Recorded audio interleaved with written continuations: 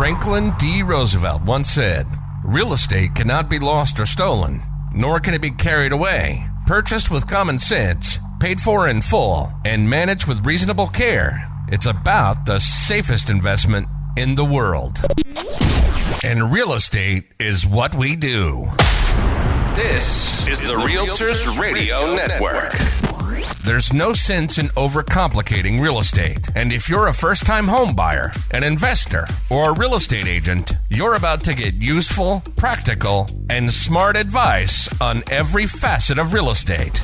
Welcome to the Realtors Radio Network. Now your hosts, Santos Garcia, Marcos Suarez, and Dawn McCullough.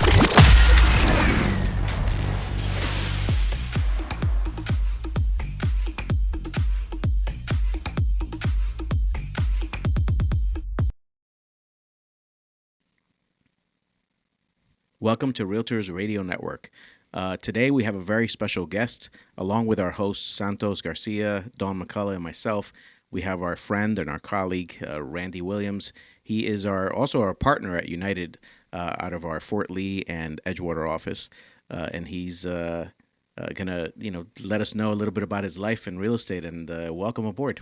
Yeah, thank you for having me, man. I really want to appreciate, just the opportunity to come and share my story with you guys. But before we get started, I do want to give you guys your flowers. You guys are awesome. I listened to the show a handful of times, and man, you guys should do this full time. Thank you. We appreciate that for sure. Appreciate that. We see your posts. We're always interested in your, you have clever things to say. We have intelligent, conversations when we're just amongst ourselves. Right. So we wanted to invite you onto the show basically to really let the audience, let the whole world see what you're all about, how you got your start in real estate. And that's really our first question for you, is because we're all really curious. Mm-hmm. How'd you get started in real estate? Well, it is a long story, but I'm going to try to make it as short as possible. It's your show today. We have plenty of you got time? Yeah, okay, all right, it's your show. Right. I'll give you I'm still going to kind of condense it because it is a long story. Okay. But before I got into real estate, I for those that don't know, I have a bachelor's of science in accounting and a minor in finance. Worked on Wall Street, a lot of different financial firms. And one of the last jobs I had before I got into real estate, I was a vice president of an internal audit department for a major bank in New York City. And I remember I was hired as part of a consent order. I don't know if you guys know what that is, but basically what that means is that the bank is not doing what it's supposed to be doing, and it is in the process of possibly being shut down if they don't correct the issues, right?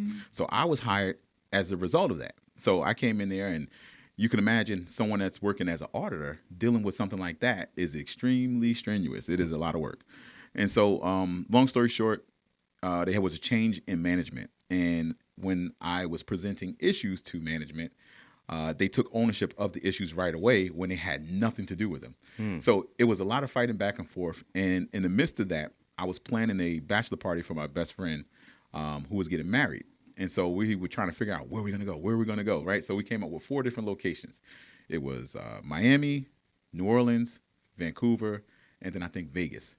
And everybody was talking about, okay, we're going to go to these different places that we all been before. And I was like, well, has anybody been to New Orleans? And they were like, no, I haven't been there. I said, okay, I think we should go there. And then majority of the people agreed.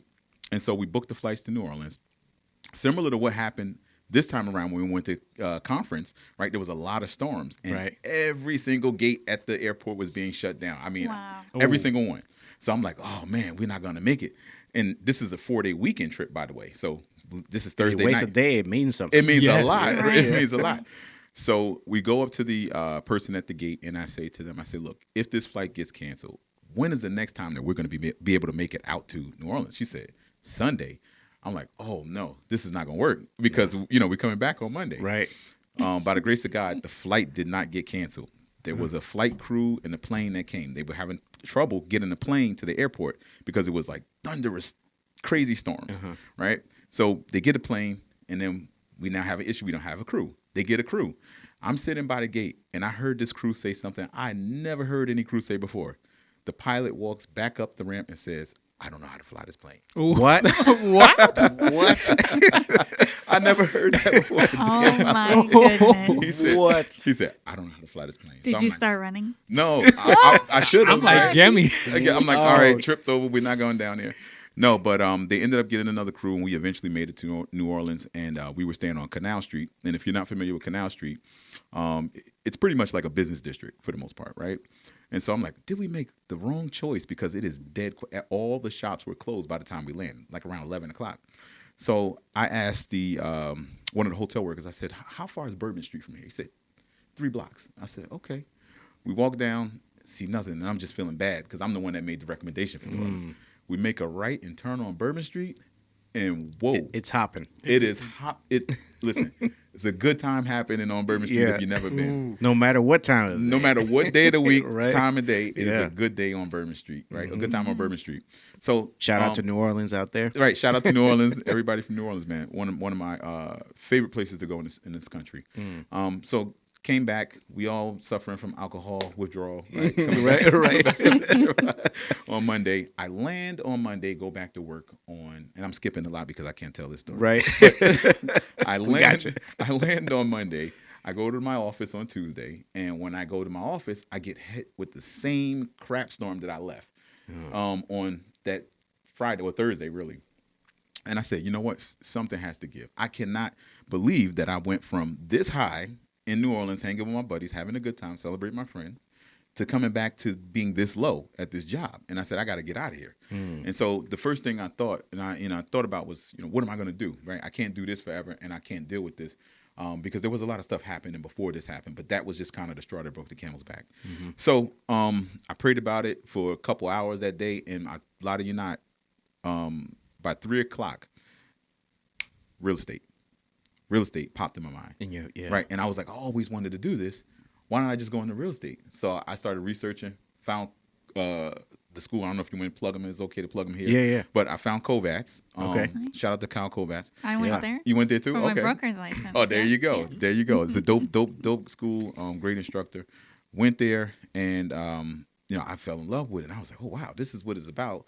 And I did the 12-week course, and then I passed. And I'd say May of 2014, I officially got my license activated when I joined the first brokerage. And so that trip to New Orleans, had I not taken that trip, I probably wouldn't have had the motivation to go into real estate. I wouldn't have had something pushing me to do it. So that was part of it. But yeah, that's how I got into real estate. Awesome. Yeah, it's always good to hear people's backstories and what motivated them and what triggered, right? Because sometimes it's let me just try something, and sometimes it's you're pushed into a situation. Sometimes you don't realize that you're being pulled in that direction the whole time. And for you had this epiphany, right? Because you had this really high, and then you come back to your normal, what you think is your normal life, right? And you're like, wait a minute, it doesn't feel right anymore, right? Exactly. And then the very next answer is the right answer. That's right. For you especially, right? And then you've been great at it ever since. Yeah, man. I mean, it's a lot that went into it. I'm like one of those people that I'm all in on things. So I just go down a rabbit hole when it comes to like researching stuff, and I don't just get stuck in the research phase. I actually start doing things. So that's kind of what happened in real estate. I took the 12-week course, which was a blessing in disguise because during that time I was able to read 12 books on real estate and sales, and I was able to really take my time and absorb the information and figure out a game plan before I actually got started. That's awesome. Great. And it's funny because that leads to my next question to you is, what do you feel sets you apart? And I want to ask you about, obviously you're in management, but as a realtor, what do you think sets you apart as a realtor? I would say, without sounding too boastful, I would say it's a few please things. do. Because brag on yourself. No. Listen, if it's true, you should say everything there is to say, right? Yeah. But whatever you have to say, you have to remember somebody's watching your journey for sure, and man. some people need to hear this. For sure. Yeah, I would brag on yourself. I want to brag. I love it. Do it. Yeah. So I would say the first thing is probably professionalism. Because I come from a financial industry, I noticed that a lot of realtors coming into the business don't necessarily have the same background and have the aptitude to maintain a certain level of professionalism as it pertains to the way that you communicate, the deadlines that you have to meet, respect for other people's time, and then a lot of the other intangibles that you really gain and you grow an appreciation for when you're put in those professional environments. You bring that to real estate, and then I think that automatically kind of separated me from a lot of realtors in the business. When it came to the education and then the actual skill set and know-how. Sometimes I don't even know how I know information, but if you consume enough of it, it just starts to become second nature. Right. And It's you're part like, of you. It's Yeah. part of you, Yeah. right? You sometimes there's a line that Jay-Z says. He says, "I forgot more than you ever learned." Yes. That happens I all love the it. time. That happens all the time. Yeah. Like, and I'm like, I don't know how I know that, but then I have to go through my Amazon Kindle list, and I'm like, oh, I read it right there. Right. It's so true. Yeah. And it's funny because in this business, we tend to consume a lot of information. If you're a true, student of real estate, Mm-hmm. right? You're gonna have moments where you realize stuff is coming out of you that you're like, wait a minute. Where did I learn that? Where did that come from? Right. You heard it from a peer, you heard from a colleague somewhere, or you heard it at a seminar, Mm-hmm. or you read it in a book, and now it's just waiting for that information to Mm-hmm. rise up in you into into something intelligent to say to somebody who needs to hear that particular piece. Right. And you don't even remember where you were recalling that from. Right. And if you're a student of this game, if you're good at it, you've been reading all along. You've been studying. You've been watching other people. Going through enough ups and downs, trial and errors, where you're like, oh yeah, that looks like it might be some kind of fungus. We can't call it mold because I'm not an expert in that, but it might be that. It might be this fungus that we need to test, or you have all these answers that you realize, oh, I've gone through enough experiences already, and you just start growing and stacking, right, with the stacking effect. That's right. So that's awesome. Because I think we all have that. We don't know where we got this answer from, but it's there. Yeah, you know what? And I think I get that. I think I genuinely get that from my mom. And I can tell you, when I was growing up and I was going to school, I remember like coming home like during spring break or my summer vacation, and I would bring my books from school home, and I would go out and I would come back, and my mother's sitting at the kitchen table reading my accounting books, reading my marketing books, just reading all of the information I had. I'm like, Mom, what are you doing? She's like, I just want to know what you're learning. I just want to know, what's going on. And I think awesome. that kind of stuck with me, from that probably since before then. And then, I just kind of like innately do that, That's awesome because that means that you have a model. You were modeling what you saw your mom do, which is, absorbing information no matter where it was or who it was for, right? You took it in and you might use it, you might not, but at least it's yours now. Right. Right. And it's, You own it. yeah, that's it. That's awesome. One thing that we're always curious about with guests is, do you have any hobbies, anything that you do aside from work? Because for a lot of us, real estate is a hobby. It's a and hobby, it's also, yes. but do you have anything else you do besides real estate for fun? Yeah, so people know me. I'm a cigar aficionado. I love cigars. Yeah. You can probably get me to do anything for a really nice glass of bourbon and some cigars, right? So that's one of the things that I'm very, very enthusiastic and passionate about, is just always learning and enjoying them too. I like to work out. I like to travel. I'm an avid reader. I read a lot. I love comedy. I spend a lot of time laughing and just enjoying different comics. Awesome. I seen you went to the Dave Chappelle show too. Yeah, man. yeah. That's my favorite comic, man. Every time, man. I try to get into the, in front of the audience and behind the audience whenever I can, and sneak into the back and check out, what's being. I love it. you go. He's one of the best. Yeah, the GOAT. best of the best. Yeah, he That's is right. definitely the GOAT. He's the Yeah. GOAT. So yeah, those are some of the things I like to do. Obviously, I have a daughter. I spend a lot of time with my daughter. I spend a lot of time with my girlfriend, and spend a lot of time with family. I'm very family oriented too. So, Awesome. yeah. For a second there, I thought you were going to talk about go-karts. Yeah, I was about to say that. He said pro go-kart driver. Right. Listen, so you might as well fill him in on the story. Yeah, What are we talking so about? that was an inside joke for us because we recently came back from the United Real Estate Conference in Orlando, Florida, on Walt Disney property, and we happened to go-karting with Randy, and this man is all about it. He's been there before. Yeah. So we had a lot of fun. But Yeah. go-karting, I had no idea that you were good at it like that. This man's lapping people. I drive. We're like, wait a minute, he's gotten around that guy before. Mario Go-Kart professional. That's Right. That was fun. I think we have a video, right? Yeah, we have a do. We video. do have a video. I think Steve put it on his YouTube page. Oh, too. awesome. So that if you want to go check it out, you can see it. Yeah, there. I'm It's gonna fun. definitely have to catch up Yeah. on Steve's YouTube channel. Mm-hmm. So that's awesome. I do see you every once in a while posting about your cigar experiences, so Yeah. it's pretty cool. Do you have any crazy real estate stories? Anything that's Oh, happened to you, man. even if it's somebody else's? Like we'd like to hear other people's crazy real estate stories. Oh man, do I? So I'll tell you one of mine. I'll Yeah. leave somebody else if they Right. end up, coming to the show one day and Right. actually speaking. I'll leave it to them to tell. Okay. But I remember when I first got started in real estate. I for those that don't know, I love the prospect. I make phone calls and I get in front of sellers who are motivated to sell. Early in my journey in real estate, I made a call to a guy that lived in Maywood. Now, this street, I'm pretty familiar. At the time, I was living in Hackensack. I'm pretty familiar with Maywood. Never heard of the street a day in my life. But I get to this property after prospecting, for a little while. And I set up the appointment with the guy, and I get to this property. And the street, it was a beautiful street. I was like, I've never been in the street before. So he comes after about maybe 2-3 minutes of me standing outside. He drives down the street. He forgot about the appointment. So I don't even want to, I could say the guy's name so that I could help anybody else avoid what I'm getting ready to tell you, but I'm not going to do that. Right. Yeah, for liability reasons. I'm not Right.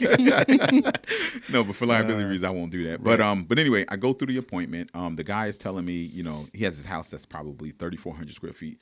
It's one guy, and he's telling me, "Hey, I'm interested in selling my home because I want to sell this house, and he wants to bring his girlfriend from another country. I think it was like Russia or something like that." So I said, "Okay, cool." So we sit down at the kitchen table. We're going through the presentation, and this is actually a 2-part story. And so I knew from going on a few appointments that when people don't extend certain courtesies to you, it is a red flag, right? Usually when you walk into someone's house, what's the first thing they ask you? Oh, you want something to drink, Right. whatever. Yeah. He didn't do that, right? But again, I knew this, but I didn't pay too much attention to it. So I do the initial consultation, and then I book another appointment to come back. I come back. He comes to the door, and he's just straight up serial killer vibes. He has on a white T-shirt with ravioli stains on his shirt. You hope. Yeah, I hope. I hope. He has on ravioli stains on his shirt. And I said, all right, can we sit down I almost said his name. Can we sit down at the table? And it's, yeah, sure. So we sit down at the table, and I go through the marketing plan. I showed him. The company I was with, they used to have this huge portfolio. You guys know who I'm talking Sure, about. Yeah. absolutely. Used to have the huge portfolio. And so I pulled out this big, huge portfolio to just explain, what we do, our value adds, all of this good stuff. We get to the end of the presentation, and he does something I've never seen anybody do to this day. He like literally drops the bowl on the floor. It shatters. I would never sell my house with anyone who ever called me up prospecting before. He said, I brought a car from somebody that did this to me before, and a bolt shot through the roof of the car. I'm never going to do this. I'm glad I wasted your time, and I have an insurance agent that's coming next, and I'm going to waste her time too. Oh, wow. And I said, wow.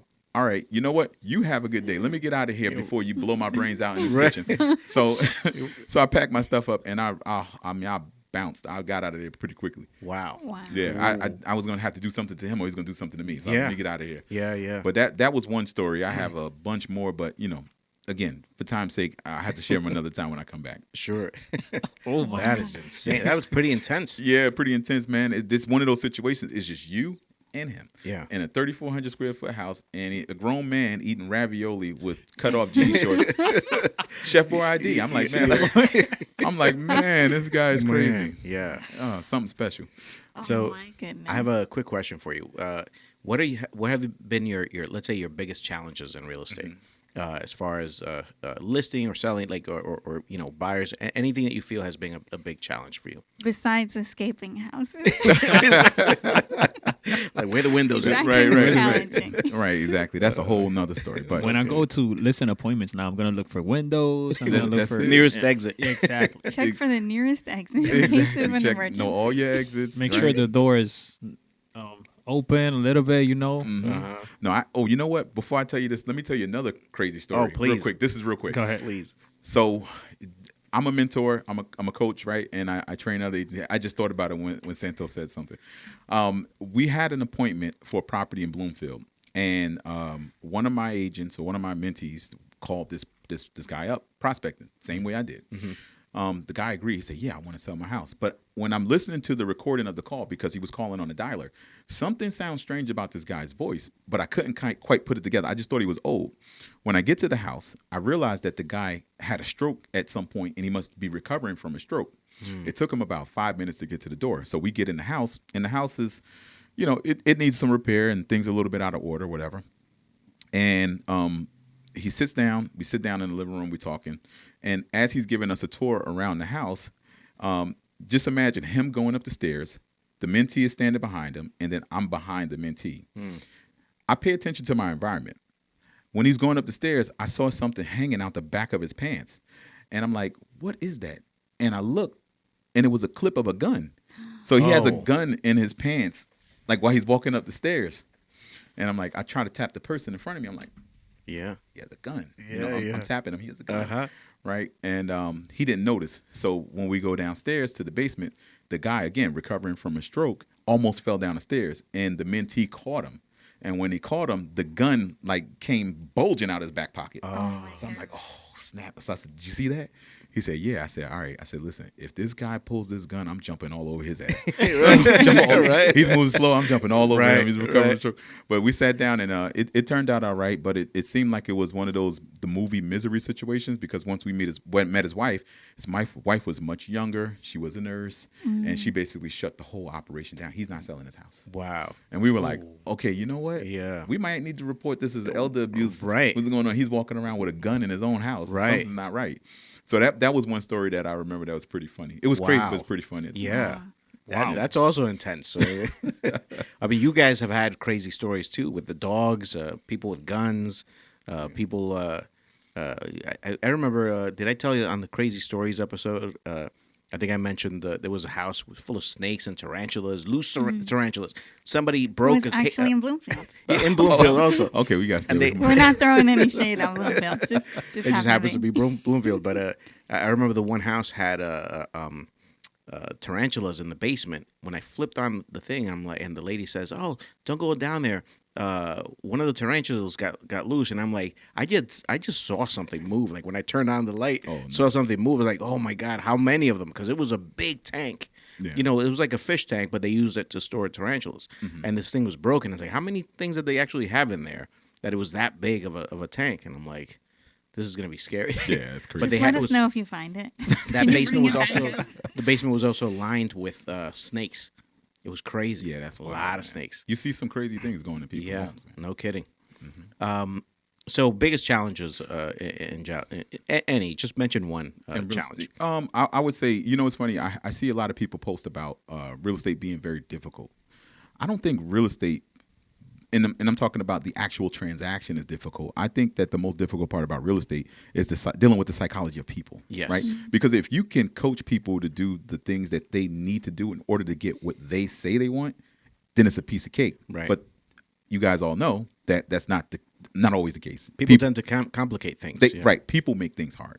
So I think the psychology of people is probably the hardest part. And I think that's where, you know, we focus a lot of our training is to deal with the psychology of people and how to get people to do what they should do. Right. And, you know, one of the rules I always talk to agents about, and I always spend a lot of time talking about this because this game is not physical. It's more mental. Right. So you can be mentally exhausted at the end of the day when you're dealing with clients. Right. So we spend a lot of time talking about how you have to leverage, you know, certain sales strategies, tips and tricks and strategies to make sure that people are going to be coachable, number one. And then two, you know, you guys can get on the same page in terms of what it is that you're going to actually help them achieve and how you go about doing it. So it's a really, really mentally exhausting game when it comes to the psychology of people, but the business itself, you know, you pick everything up as you go, you know. Sure. Some of my most hardest transactions I've ever had happened really early on. And those transactions, because I went through things that I didn't know, made it resonate more with me. And I'm able to like maintain the information and just, you know, ebb and flow through transactions. But yes, psychology of people, the hardest thing to me. Yeah. Would that be one of the things that you wish people had told you before you got into real estate? Yeah, that is 100% true.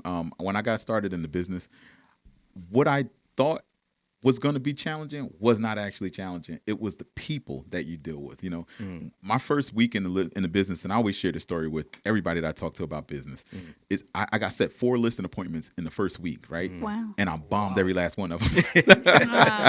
Listen, but that's great. That's great. Yeah. Failure is the biggest learning tool. Yeah, really. yeah, absolutely, man. Well, it would have been bad if you got 4 listing appointments and got 4 listings. Then your expectations would have been. Yeah, skewed. You're Yeah. right. No, you 100% right. My expectations would have been skewed, and the first week I got those 4 listing appointments, and I got them from prospecting, doing the thing that a lot of people look at as hard. I didn't find hard. I didn't have any point of reference, right? So if you told me you got to fly to get a listing appointment, I would have did it because I didn't know anything different, Right. you know? Right. So those 4 appointments taught me a lesson very early on, like Dawn's saying.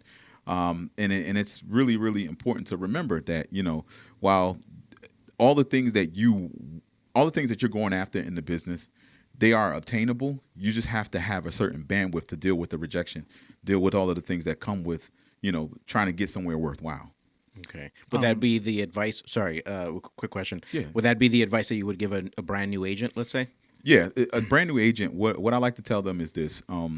The business is hard enough because of the things that we're talking about, right? Mm-hmm. So one of the things I like to tell brand new agents is to focus on building up momentum and getting the wins early, because while, you know, a win for me as a seasoned agent might be different for you as a newer agent, right? So a win for a newer agent, for instance, would be, okay, get your business plan in order. Start to put those actionable steps in place and start to execute on them. You don't necessarily need to worry about the results right now. Right. But, you know, day one, you know, are you doing the things that lead to the Right. result that you want? Right. Right. If you're not, then we have a problem, right? Because then we're faced with what majority of the real estate industry is faced with: consumption of too much information without enough action, right? And so for me, when I talk to new agents, I tell them that you have to have a certain amount of action that you take on a daily basis to amount to what it is that you say you want, right? To get to that goal. And this market today is even more so a requirement for you to really put a bunch of work in. You have to put a bunch of work on a consistent basis, Right. because it's going to take a while for you to see the results. On a normal market, now just elongate that, right? Just add another 30, 60 days for those leads to start trying to write. Right. Usually for me, it was like a 60, 90-day turnover. Now it's like, you know, 90, 120. 90 or 120. Yeah. So new agents, be consistent, put the work in, don't worry about the results, get focused on the process, and just push through like that. I agree. Focus on activities. Yeah, Yes. activities. But I heard one word that you said that I don't think anybody could say it enough, and it's consistency. You know, I hear people sometimes say different things. This isn't working or that isn't working, and I kind of sit down and try to dissect it a little bit. You know, well, how many days a week or what hours of the day are you spending doing that? And they're like, well, I did it once last week. I'm going to try again next week. And it's the inconsistent part that can make it so difficult and challenging. That is true. I agree with that. That is true. Yeah, inconsistency is a problem for most entrepreneurs, right? Think about it. We all get complacent from time to time, right? Sometimes we procrastinate when we shouldn't, right? So it's a problem that we all have to deal with. But that comes back to a lot of the things that we talk about when it's, why are you in this business, right? What is your driving force? What's going to keep you doing the things that you know you need to do, even when you don't feel like it? Sure. That's what we have to think about on a consistent basis. So true. Santos, you had a question. Yes. So I can see that you are really good not only at taking action, but actually at doing the proper research to find out what is it that you have to do. I see that most people, they get stuck on doing research. I'm guilty myself. Sometimes. So any tips on how to get from the whole stage of doing all the research to taking action? Well, it's a lot of things that you can do, but one of the easiest ways that I find is, I didn't make this up when I'm getting ready to share with you guys. I got this from Brandon Mulrennan. He said, people are motivated more by fear. I'm a case in point. Think about it. Not fear, but I was uncomfortable. So I moved from my previous line of work to real estate. Right. But people are motivated more by fear than the opportunity for unlimited upside, right? And so I'll explain to you and I'll prove it to you. If I told you right now, Santos, I said, all right, learn your scripts, learn what to say to a seller, learn what to say to a FSBO, and then go out and do it, right? And you might look at me and say, okay, sure, I'll read over this stuff, but you might not do it, right? Yeah. You might not do it, right? You get all the information, but you might not do it. But if I told Santos, I say, hey, Santos, I'm going to write you a check. How much money you want to make this year? You say $250,000. I said, I'm going to write you a check for $250,000. And all you got to do to keep it is exactly what I explained to you and exactly what you learned. Would you do it? Oh, Of course. Yeah. Right. Exactly. Now we know you're motivated. Now we know how he does it. Are right? you writing checks for all of us? Right. Today? No, but that's one of the things that I've heard that resonated with me. And I said, you know what? Let me start having these type of conversations with agents to get them to kind of reverse engineer, right? Because what would you, if you knew you couldn't fail every day that you woke up and that you would be successful every day that you woke up, you wouldn't have a fear, a reluctancy, or any type of stigma that would stop you from doing what you need to do on a daily basis, right? Right. True. Yeah, right. That's what you have to get the agents to. It's funny because what you just touched on is, so Dawn is also a mentor, and she was coaching one particular agent who does well on his own, but to hold him accountable, she said, I need you to give me 3 checks, live checks. Ooh. I need you to write them out, 500, 750, and 1,000. Each time that you don't do the task that I've assigned for you, I'm going to cash one of these checks. And First day, the very first day, he missed it. She got a new purse. Because he thought that, oh, it's the first day, she's not going to, but you can't, like with Dawn, it's, she's going to hold you to the fire, your feet to the fire. So she cashed that check. Yeah. The the activities aren't going to do themselves. Right. The next time that he thought, no, maybe I don't need to hit today, she calls him up and she goes, you have an hour left to complete your task for today. Wow. And she asked, she asked, did you complete it? Because I'm going to look on the call log to see if you, because the dialer, it keeps track. Yeah. so she was like, if you don't finish, I have to cash the 750. The dude was on that like white on rice. Don't call them from the bank. So I was in the drive-thru about to press the button. It's all about how uncomfortable you get.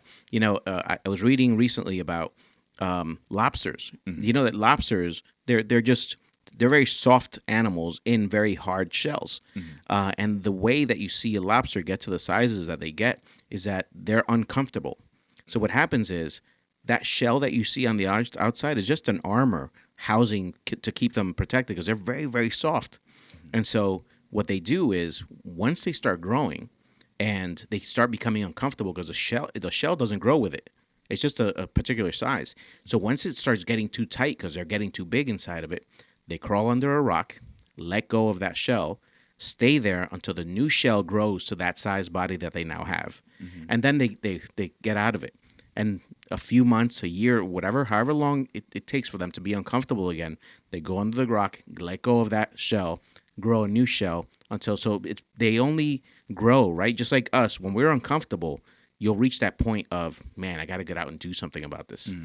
So that's how lobsters grow. They literally get so uncomfortable that they're forced to grow out of that shell, to grow a new shell because they're so uncomfortable in that one. Right. I think that happened to my daughter's hermit crab. Yeah. Except for he didn't have a shell. You have to put the new shell in. You have to put it in. Right. Okay. So so they are, in hermit crabs, like they're out looking for another shell big enough for their new body to. But lobsters, they actually grow that new hard part, and then that crustacean until it hardens, and then when they feel okay, this is going to protect me, then they leave from under that rock until their new life. But that's it, man.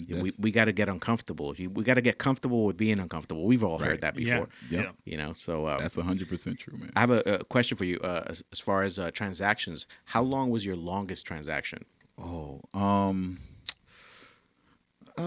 Probably a short sale that I had. I knew you were going to say right. No, but it's funny because that's all our pain points. Right, that's all our pain points, right? At a certain point in time in our careers, and it's funny because they say short sale and it's anything but short, right? Yeah, right. It's the long sale. It's the long sale, right? Yeah, that's what long you call it. Mine wasn't as long as I've heard stories about other people, but I think I had it was maybe close to 6 months. But that was the longest, and it was a short sale and a bankruptcy tied together. That's what made it crazy. Sure. But yeah, about 6 months.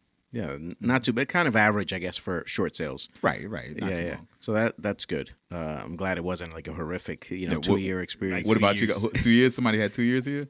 I had a commercial property that was like many years, like really? 5 years. But short sales, I did a lot of short sales, or hundreds of short sales. And some of them will be 18 months, 24 months, 24 when we months, get like federal tax liens involved and spousal support and all this stuff that's on title. And, it can be really ugly. So there's nothing short about it. Yeah, exactly. Other than the payoff. Right, the payoff, right? short of what you owe, but longer in the process. Right. Imagine having to explain that to the buyer that you're working with. Oh, we're going to have to wait 6 months to close on this. What advice would you give a buyer these days? Oh man, the buyers that I talked to today, I think the biggest thing is to educate yourself. And educate yourself. Obviously, you have myself and my team to provide you with information. But I like to talk to buyers about the market conditions. I like to share, what's going on in the area that they're looking into. And the reason is because you're going to hear a lot of information, right? As a consumer, it's kind of like when you start shopping for a car, you start looking at all of these different resources for information. Right, especially first-time home buyers. First-time homers. But as you guys know, if you're looking in areas that are not relevant to the neighborhoods that you're trying to shop in, the information might not necessarily be relevant. It might not connect for you, right? So what I try to tell people to do is be very diligent and quieting out the noise and relying on myself and my team for to be a source of information for you, right?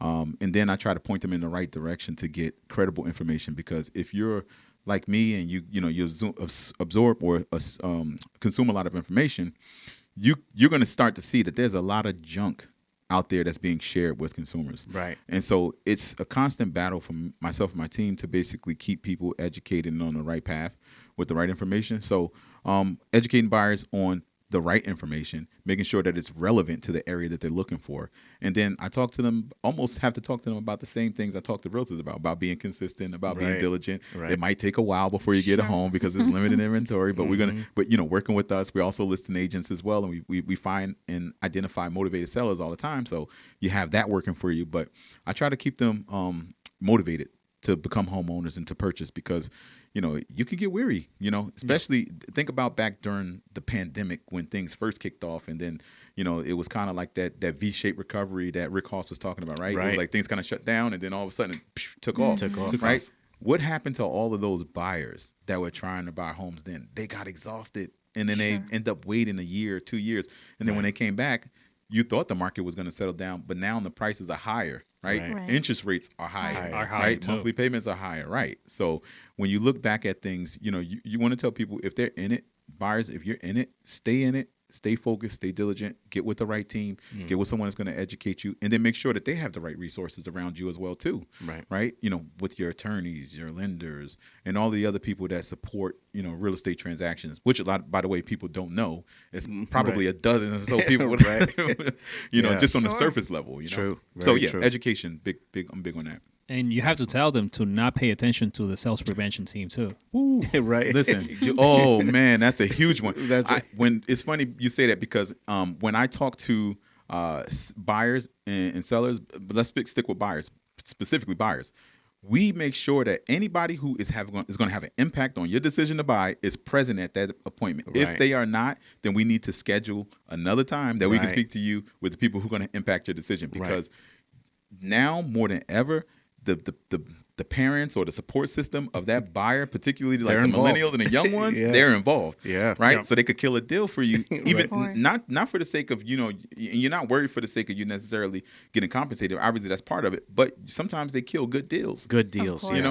Because we've all been down that. Right. They don't know how to put it into context in today's market. Right. Sure. They're all worried, well, I wouldn't buy this house because when I bought my house in 1979, it wasn't like this. And it's today is very different than the 80s and the 90s and the early 2000s. You can't find a house for $70,000. Right. That's too expensive. That's four bedrooms. You're going to pay. Yeah, it's crazy. No, it's nuts, man. I went into a house recently and I saw, because we're talking about the price and then backtracking to 30, 40 years ago. Right. I saw someone had like a timestamp in their house, and they said in 1953, the average salary was like, I think $4,000 and some change. The average cost of a house was like $9,000. Yeah. So basically, with 2 years of your salary, in some cases 1 year, you could afford to buy a house. Straight up. Yeah. So it's completely different. Milk was like 10 cents. It was something crazy like that. Yeah. And it got delivered. It's a different world. And it got delivered. Right to your doorstep. Yeah. No, right to your milk box. Your milk box. Wait, you can still get it delivered through you can still Uber Eats, right? Yeah. Like you can now. No, you can actually get. There are like milk delivery services, not through Uber Eats. Yeah. Well, you can get it through Uber Eats too. Instacart, whatever. We always like to ask our guests if they have any real estate nicknames. Do you have one? I know Escrow Steve. Steve has that. Yeah. Do you have a nickname? No, not really. I mean, Randy the Realtor? that's what I'm gonna say. That's just my handle, Randy Yeah. the Realtor. Some people call me Randy the Real. Nice. It's just it's usually my handle associated with social media, not Yeah. anything other than that, other than my government name. Right. Yeah. And how about favorite real estate app? Do you have a favorite one? I have a couple. I would say Instagram is not a real estate app, but we use it like that all the Yeah, time. yeah, But- no, but I would say I use InShot, and it's really more of a marketing Okay, tool. yeah. I use I it just for real learned estate. about Yeah, InShot. InShot, CapCut, right? CapCut. CapCut is pretty cool. Yeah. Um, Canva is another one. Canva Canva's was really another. good. Oh yeah, I use Canva all the time. So Yeah. yeah, Canva's a good one. Awesome. But yeah, we use pretty much the popular ones that everybody else uses. I'm not super techie when it comes to like using these different apps. I'm barely on TikTok, but Right. I heard I need to be there, so I'm going to try to get there eventually. I have a couple posts up, but yeah, I'm pretty much using the same thing that everyone else is using. I just try to focus on putting out quality content. Awesome. Mm-hmm. Great. We've if you weren't a real, we always like to ask people if you weren't a realtor, and forget about finance. Okay, forget about If my you- past life. Yeah. Okay. If you weren't a realtor, what would you be, other than what you've already been? If I weren't a realtor, what would I be? I never thought of, that's a good question. I never thought about that. Besides being a stripper, no, I'm just joking. I'm just joking. I'm kidding. Love it. That's a Yeah, first. no. He's contemplating that. No, I'll tell you. No, it's, he said he's contemplating. That's why you hitting the gym so hard. That's why I'm hitting the gym. That's it, man. Chocolate Thunder is on the way. It's on- Right. That is fantastic. No, honestly, man. We might leave it at that. We're gonna call Randy the stripper. Randy the stripper, not the realtor. You get it here first. Right, you heard it here first on Realtors Radio Network. That's right. Nah, but no, you know what? I probably would have been a barber. I'm gonna be honest, Oh, man. wow. Yeah, in college, as a side hustle, I used to cut hair, and I would cut everybody's hair back in the day. You And just want to know the scoop. I heard what goes down at these barbershops. what happened at the barbershop? And this What is happens? why. So I What heard happened? this. Yeah, we never heard of okay, anything like you that. guys tell me this. I heard this, that like when men like they're like, oh, you got a great shape up. Where did you go? Or who's your barber? And they don't like to share these things because when they go to the barber shop, they sit and they let their hair down. Yeah. And they spill all the secrets. Women too. They don't like to recommend their hairstylist because they go there and they They'll get share all all the the scoop. scoop, Ah. and then they don't want their friends to go there. Well, I think that's It's not women. it's not a Yeah, that referral might- business. that No, might- I that heard might this be about women. men too. no, men, No. we don't do that. And I don't I'm believe saying that. quiet at the barbershop. right. We don't play like that. No, not at all. Not at all. It's not no Donald Trump. What's that? Donald Trump talk at the barbershop. right. The locker room talk. No locker I room don't talk. believe that. No that's locker room funny. talk at the barbershop. I But heard- yeah. I have a reliable source. Oh, you have a reliable source? Okay, it wouldn't be me because I haven't been to the barbershop in like 10 years. You do your own. I do my own shaving. And So everything. that's your secret, because I remember I asked you one time how you do the veer, and he was like, "Yeah, I do it myself." Mm-hmm. But you got the experience, like you have the. He was trying to tell me that I could learn, and no, come Yeah. on. You can flow he your put some beard. work in. Yeah. He was Yeah, like, man. "Yeah, you can learn on your own." And I'm like, "Come on, man, you have a background." Well, you know what? It wasn't professional. I just kind of like developed the skill set because right before I went to college, I would like, shape myself up. And then eventually I just started playing more with it. And I say playing more with it, not my own head, someone else's. So if I messed up, you went to school with a crooked hairline. Right. That's neither here nor there. My cousin could attest to that. But right. So I was, I practiced and when I went to college, by the time I went to college, I had been cutting probably for like maybe 2-3 years. Okay. And so I got really good at it, and it was just something that I just enjoyed doing. It was almost, I would say, therapeutic for me in a way, because you actually, the way I look at barbers, they're actually doing like art. You know what I mean? Sure. Yep. Because they're taking a canvas that is, that needs work, and when you leave that chair, you look completely like new money. Right. That's the way I always like to look at it. But yeah, That's so awesome. that's what I did. Are you giving these men free cuts? No, Dawn is leveraging all her relationships. Yeah, no, I heard no that you kidding. tried to get Steve to wash her car. Right. When- That's fantastic. Yeah, you got to look out for her. That's it. Like, where's my You gotta wallet? make these connections. That's what it's all about. You Cashing gotta- realtors checks, getting free Right. car washes, Right. free cuts. Yeah. Hey, I'm still waiting for the free car wash. All right. We don't call her D Money for nothing. Oh. But I wouldn't let you cut my hair. No. But just the men. Just a You minute. can- Okay. All right. I got you. Just for men. So, really quick. So you manage, an office. How is that day to day for you? You walk us through one of your days as a owner manager. What do you do? You come in and you work with the agents right away. Do you make calls? Just walk us through one day. Yeah, so for me, my day is probably similar to what a realtor would do, just working with realtors, right? If you're a realtor and you're practicing and selling, properties, which I do, still do a little bit of, basically what I do is I come in and I prospect, right? I reach out to realtors who I have relationships with, who I think might be a great fit for the company, who might be able to benefit from the systems. And I introduce myself if I don't already have relationships with them. And if I do have relationships with them, then I'm just touching base with them, right? Periodically, getting those touches, right? Right. Then once I finish that, then I'm usually checking emails for, maybe realtors that are within the organization and, maybe need some assistance, some help responding to text messages, so forth and so on. Prospecting too, right? I still prospect as well, just to make sure not only to keep my team fit, but also keep me sharp, right? I have to keep myself honest to what I train realtors to do. So we do that as well. And then in the afternoons or, I usually grab lunch around maybe 11:30, 12. I get up pretty early in the morning. So lunch for me is like, it's early. 11. Yeah, 11 o'clock is early. Yeah. So, I usually do that. And then in the afternoon, I usually reserve those for like appointments, meeting with realtors to do presentations for United, presentations for listings and buyers and, helping mentees out. And I'm also going on appointments with them as well. So I spend a lot of my time in the afternoon trying to schedule that. And I usually reserve the mornings for, prospecting, right? Reaching out to realtors, reaching out to listing sellers and buyers, so forth and so on. Awesome. So when we get to this part of the show, we like to ask, we call it the rapid fire section. Rapid fire. So I'm going to just shoot off and you tell me a quick answer, whatever comes to mind. Okay. Dunkin' or Starbucks? Dunkin'. Lunch in the car or in the restaurant? In a restaurant. Yeah. Go to lunch food. Ooh, that's tough. Right. I'm not a super foodie, but okay. All right. Go to Peruvian food. Oh, I recently discovered Peruvian food. And Really? It's so good, man. It's my God. I had no idea, but I'm all in. I'm all about it now. The chicken and the green sauce. Oh, right? yes, the green sauce is the money. Yes, I can't believe it, man. Yeah. Be careful with that. That's how I got to 300 pounds before. Peruvian food? Yeah, be careful. Man. It is good, man. I could see why. I like it because it's lean, man. You cannot be a stripper. No. You eat too much green sauce. Right. Too much green sauce. Too much green sauce. Just kidding. Favorite vacation spot? Favorite vacation spot for me, domestic or international? Either way. Either way. Give us both, actually. Okay, so domestic, I like New Orleans. I like, right? That's my favorite. Yeah. New Orleans. Miami. International, I probably would say maybe Jamaica. Okay. Yeah. Okay. I like Jamaica. Yeah, Jamaica's pretty cool, man. One of my favorite places to go to. How about favorite town in New Jersey? Favorite town in New Jersey? Can't be the one you live in. Okay, can't be the one I live No. in. All right. The one that I would say the favorite town in New Jersey probably be Atlantic City. Okay. I'm a Interesting. Gambler. You I like the gambler? Well, I'm a You like gambler, the action. I'm not a decrepit gambler.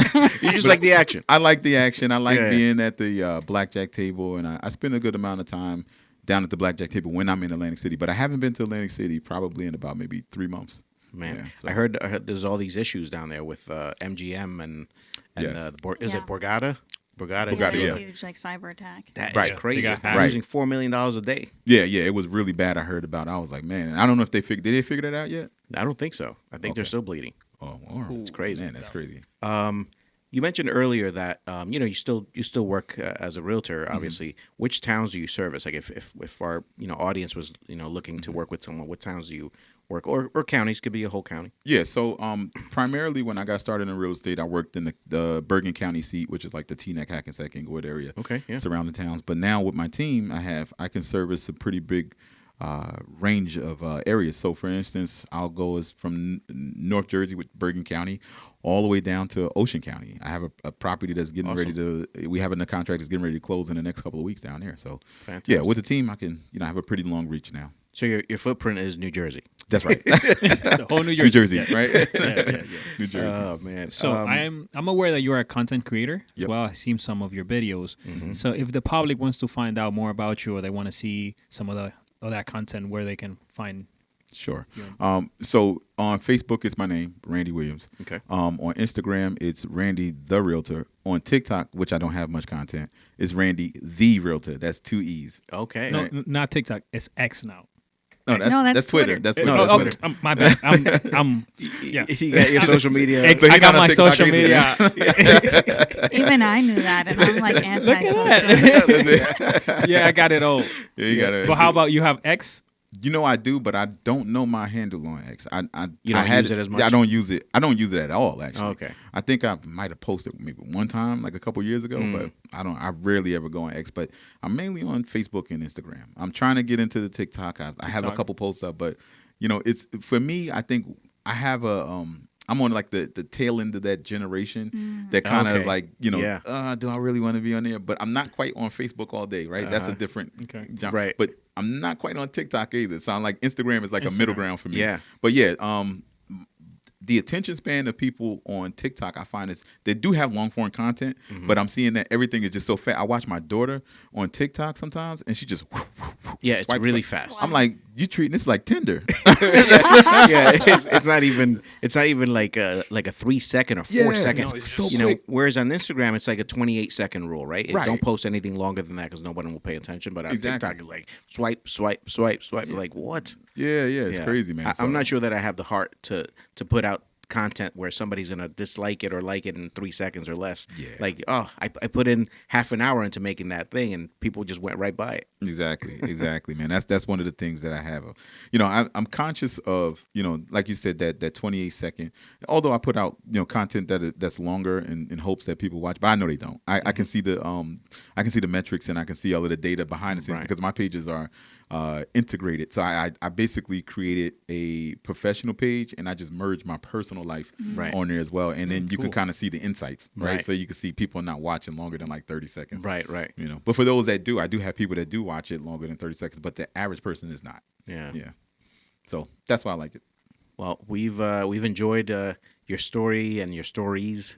Yep. Your crazy stories in particular were a little bit intense, but I liked all of it. I like the fact that you're a student of the game and that you help other people raise their games, and we certainly look forward to next year's conference. We'll see if we can step it up with the go-karts too. Oh yeah, man. Oh yeah, we're gonna race in go-karts, man. You know what? We're gonna start racing some exotic cars. So hopefully it's in Vegas. Let me ask you guys now. We don't know, but what do you guys think is going to be? Any predictions? I'm hoping I have two places in mind: San Diego or New Orleans. Either one, I'm all about it. I'm with it. What about you? I would do either of those. Okay. Or if they wanted to do Vegas, there's a lot. I'm not a big Vegas person, but there's so many things that you can do around Vegas that I would be okay. Including with that. car racing, I believe. Yes, You can they do are exotic. exotic You can cars. do. They have a huge exotic cars thing there, around the racetrack and everything. So, It's pretty cool. Rick Haas, Dan Duffy, if you're listening, these are your suggestions. Yes. Yeah. Please listen. Santos. I would say Vegas too. Vegas too. Okay. All right. And I know New Orleans. But I'm voting in for New New Orleans. Orleans. New or Orleans, San New Diego. Orleans for me, and I'm gonna throw one out that's like Hail it's Mary. it's a Hail Mary, but it's not even popular right now. Baltimore. In the harbor. Really? Oh, yeah. The harbor. The Inner Harbor. Yeah. And the reason why I say that, if you've never been to the Inner Harbor, there's some of the best restaurants, Yep. ambiance. I think that if you did a conference in the Baltimore Inner Harbor and you were to come outside of that conference center, they have a nice convention center there too, but if you come outside of that area and you go into like Fells Point, Canton, there's a lot of things to do, and the neighborhoods are so nice that I could just see, realtors just all over that part of the city just enjoying themselves and living it up, man. It'd be a different experience, yeah. All right. Now, you heard it here first. In case we do end up going there, this is where it was suggested. All right. Randy, thank you for joining us. We really appreciate your time, and, hopefully we can have you back sometime soon. Yeah, man, I'm definitely down for it. And again, thank you so much for having me. You guys rock, man. I've been watching a couple of your episodes, and I'm going to keep watching them, man. I'm looking forward to, seeing all the big things you guys are doing. Thank Thanks you for so coming. much. Thank you so much. This Take is care. Realtors Radio Network signing off. Beautiful. Keep an ear out for the next episode of the Realtors Radio Network, where Santos Garcia, Marcos Suarez, and Dawn McCullough share their wealth of real estate knowledge. We hope you've enjoyed the show. Make sure to like, rate, review, and share. Find us on social media at Realtors Radio Network. See you next time on the Realtors Radio Network.